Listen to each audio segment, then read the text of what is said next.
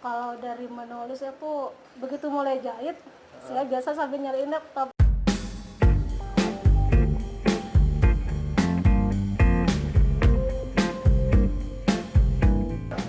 Halo Tribuners, ketemu lagi dengan saya Kuswanto Ferdian, reporter tribunmadura.com.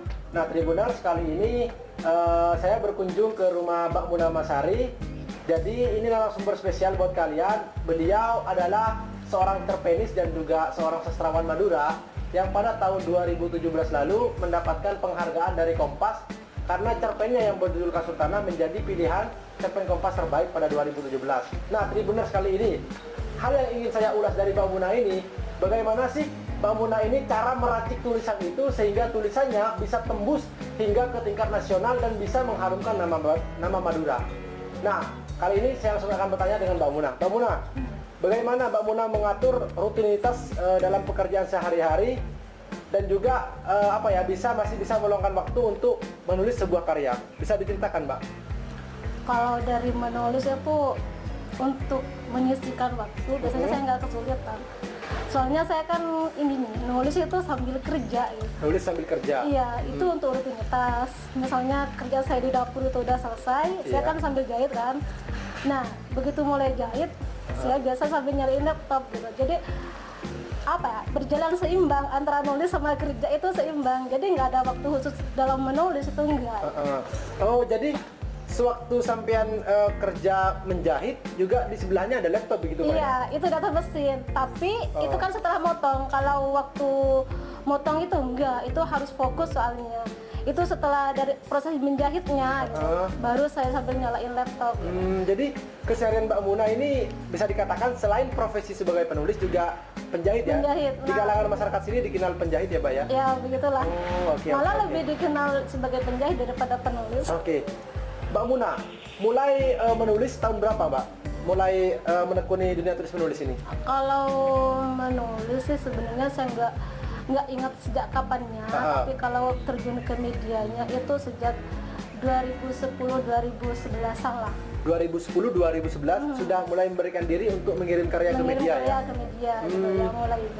Waktu itu memang fokus ke cerpen atau mungkin sebelum ke cerpen ada karya sastra lain Mbak yang difokuskan? Dulu pernah nulis puisi gitu, ikut lomba-lomba yang diadakan di Facebook itu, infonya dapat di Facebook. Itu pernah ikut lomba puisi di FLP Riau. FLP Riau ya? Nah, iya pernah gitu. Tahun berapa Mbak itu Mbak? Tahun 2009 apa 2010 pokoknya. Setelah itu saya dapat yang sering baca-baca cerpen media itu melalui satu situs itu, fokus di situ baca cerpen itu, akhirnya fokusnya malah ke cerpen gitu. Perpuisian ditinggal gitu. Kalau dulu cuman dulu saya menulisnya itu cerpen-cerpen remaja itu malah ke majalah. Juga nggak fokus sih nulisnya waktu itu, cerpen-cerpen remaja itu nggak terlalu intens. Tapi setelah ke koran itu baru intens, nulis kirim gitu. Memutuskan untuk dari majalah beralih ke koran Mbak, memutuskan itu sebenarnya ada keinginan khusus nggak Mbak? Oh saya pengen beralih ke koran nih karena pengen menguji kualitas tulisan saya, apakah ketika saya diterima di majalah, apakah saya juga akan diterima di koran? Sebenarnya pikiran saya itu nggak ke sana. Ya. Tapi itu pengaruh dari bacaan. Pengaruh dari bacaan. Makanya output dengan input itu kan ada keterkaitan. Misalnya kita membaca sastra, itu inputnya sastra, kemungkinan itu outputnya sastra. Ya. Nah dari situ dulu saya membacanya kan cerpen-cerpen remaja kan, seperti di Gadis, seperti di majalah ya Anida itu tadi, cerpen-cerpen Islami gitu. Nah jadi nulisnya saya gaya-gaya seperti itu. Begitu tahun 2010-an saya baca cerpen-cerpen media, cerpen-cerpen koran itu dari situs Lakon Hidup gitu, di Jawa Pos gitu kan, seperti di Kompas itu. Akhirnya peralihan tulisan itu pengaruhnya dari bacaan. Mbak, selama ini kan saya membaca karya-karya Mbak Muna kebanyakan berbau lokalitas ya, Madura ya, khususnya Madura kan ya? Iya, sebenarnya saya nulis itu semacam potret kehidupan sosial gitu.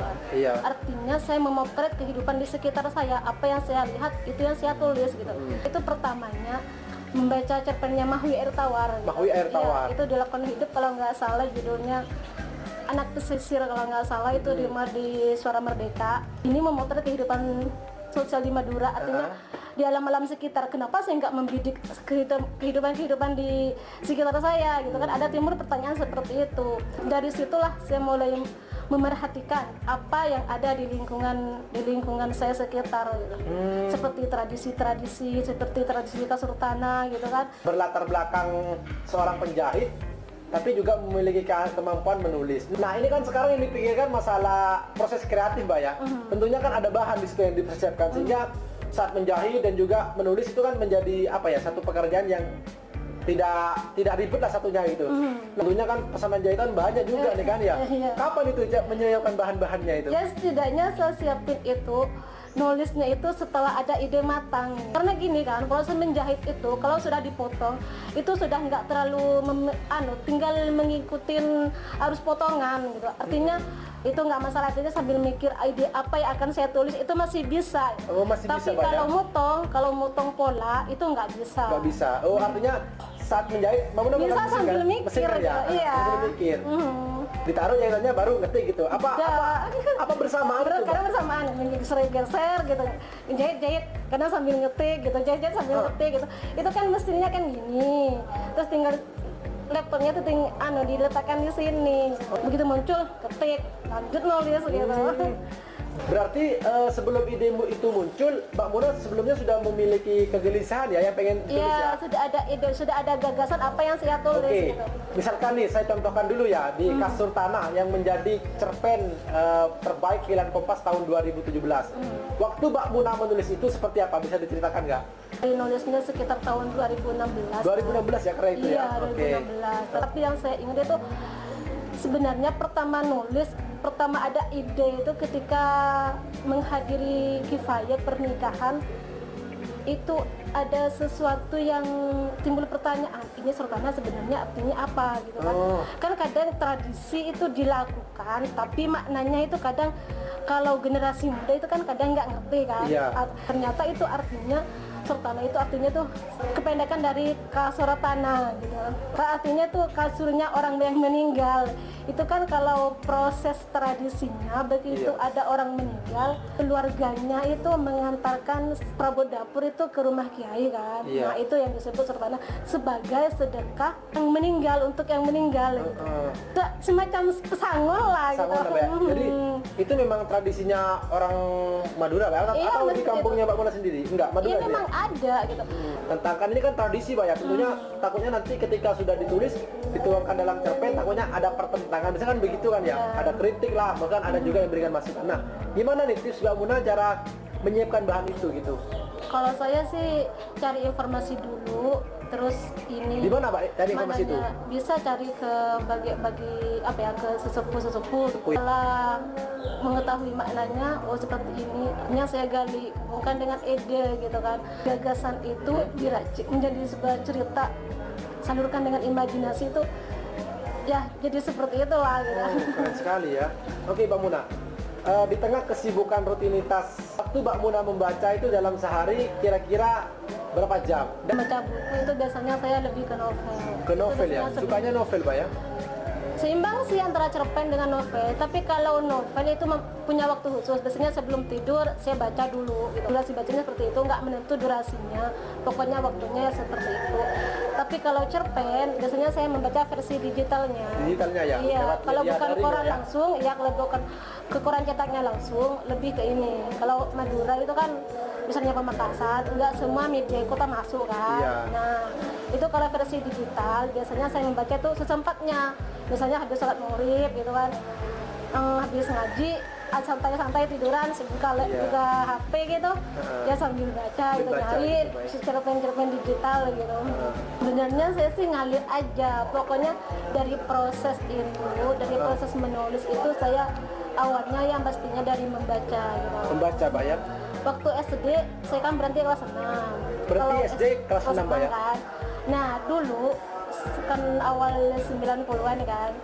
Nah, kurikulum kalau di waktu SD itu kan semua dipegang wali kelas kecuali kurikulum agama. Karena semua dipegang wali kelas, begitu wali kelasnya nggak masuk, otomatis kosong, nggak ada yang ngisi. Nah, di situ diarahkan anak-anak itu biar nggak rame di kelas, diarahkan ke perpus. Nah, dari situlah saya mulai proses mencintai buku gitu. Kutu buku itu bisa dimulai dari pola asuh, baru pola pikir gitu. Artinya mengarahkan anak dari usia masih dini itu sangat-sangat penting untuk mencintai bacaan. Kalau misalnya udah gede gitu, bukannya nggak bisa, tapi itu akan lebih susah, akan lebih mudah kalau ditanamkan sejak dini. Kalau kita tekun belajar, tekun berlatih, tekun membaca. Berapa penting menurut Mbak Muna ini membaca itu? Penting sekali. Walaupun kita tidak memiliki tujuan untuk jadi penulis, membaca itu bisa membuka wawasan ya. Nah, itu adalah sebuah keharusan. Saya kalau sama ngisi pelatihan, tak mengharuskan sampean itu jadi penulis gitu. Tapi setidaknya sampean itu membaca gitu. Kalau misalnya sampean membaca, itu setidaknya nanti bisa diajarkan ke anak-anak sampean nanti gitu. Artinya saya tanamkan membaca dulu. Soal bisa menulis, ada keinginan menulis atau enggak itu terserah gitu. Tips apa yang Mbak Muna bisa bagikan ke mereka? Cara memulai mereka untuk menjadi penulis. Mula-mula apa yang harus mereka lakukan terlebih dahulu ini? Yes, racikannya lah. Banyak membaca. Satu, banyak membaca. Terus setelah itu, Mbak? Resapi apa yang kita baca itu. Kalau saya sih, saya nggak pilih-pilih bacaan. Mau bacaan itu jelek atau bagus, biasanya saya lahap. Karena dari bacaan jelek, saya bisa belajar dari kesalahan orang lain. Tulisan bagus, kita bisa belajar bagaimana menulis. Oh, ini menulis yang bagus itu seperti itu. Pelajarin semua itu sebagai pelajaran belajar dari kelemahan karya orang lain. Kita flashback ya ke tahun 2017. Saya boleh katakan ini menjadi satu sejarah di Madura. Seorang penulis perempuan ya, selama sejarah penghargaan yang diberikan oleh Kompas, dan baru Mbak Muna pertama kali ini kan tahun 2017 itu karyanya yang bisa dinobatkan sebagai cerpen pilihan Kompas terbaik. Nyangka nggak Mbak waktu itu? Enggak sama sekali. Saya mikirnya itu lolos jadi nominator itu udah untung. Waktu ini dikasih sepatah dua patah, dikasih waktu untuk menyampaikan sepatah dua patah kata, saya tuh nervous. Ini apa yang mau diomongin gitu kan? Iya. Terus karena memang nggak nyangka sebelumnya, jadi nggak ada persiapan gitu.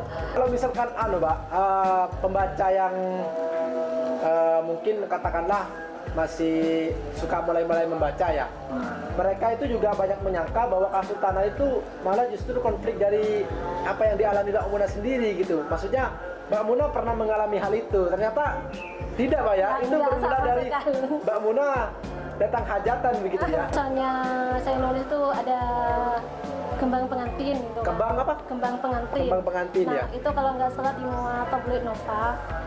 Itu kan saya melihat ketika menghadiri acara pernikahan, itu biasanya kembang pengantinnya itu direbut. Itu dianggap sakral, karena begitu dikasih ke anak perawannya, katanya akan cepat dapat jodoh gitu. Nah itu kan mitosnya seperti itu. Nah saya pikir kan, waktu itu saya mikir, ini ada semacam, kalau menurut saya sih semacam diskriminatif kan. Ini kenapa hanya perawannya aja, kenapa nggak bujangnya yang dikasih ini juga biar cepat dapat jodoh gitu kan. Nah tapi mitosnya memang seperti itu. Kembang pengantin itu kalau di daerah sini itu dianggap sakral. Hasil dari menulis dengan menjahit, lebih banyak mana nih? Saya nggak bisa mengimbangkan seperti itu. Pendapatan dari menjahit, saya bisa mendapatkan tiap hari bisa. Ya? Tapi kalau menulis itu nggak selalu. Tapi kepuasan itu tetap lebih puas mendapatkan dari hasil nulis dari berkarya. Oke, Mbak Muna, ada pesan khusus nggak kepada seluruh Pemkab yang ada di Madura dan juga mungkin di Jawa Timur ya? Bagaimana supaya generasi muda ini cinta akan buku, juga nanti khususnya di Madura juga Pamekasan akan lahir penulis setelah Mbak Muna gitu. Ada pesan khusus nggak Mbak yang perlu disampaikan? Saya mengapresiasi program-program Pemkab Pamekasan, mengapresiasi tentang program Pamekasan menulis itu kan sudah jalan kan. Nah, saya harap itu ada pengembangan ke depan agar lebih memberi semangat pada generasi muda untuk terus membaca, terus menulis. Seandainya satu siswa dalam 1 bulan diwajibkan menghabiskan 1 buku, kira-kira itu efektif enggak ya? Nah itu secara ini, tapi saya pikir itu yang lebih mengetahui itu guru gitu. Guru ya. Generasi muda Mbak Muna bisa memberikan pesan khusus. Pesannya sih pada generasi muda, bagaimana kita mencintai bacaan, mencintai buku itu adalah sebuah keharusan untuk bekal kita, untuk bekal generasi ke depan kita, anak-anak kita ke depan. Nah, itu dia Tribuners. Sudah banyak tahu kan bagaimana cara Mbak Muna itu menyiapkan bahan, terus juga bagaimana keseharian Mbak Muna ketika menulis. Karena sekarang sudah sampai di penghujung acara Tribuners, jadi saya tutup sekian dulu ya. Nanti kita ketemu pekan depan lagi dengan narasumber yang berbeda. Saya ucapkan terima kasih Tribuners. Apabila ada kata yang salah, saya mohon maaf sebelumnya. Terima kasih. Wassalamualaikum warahmatullahi wabarakatuh.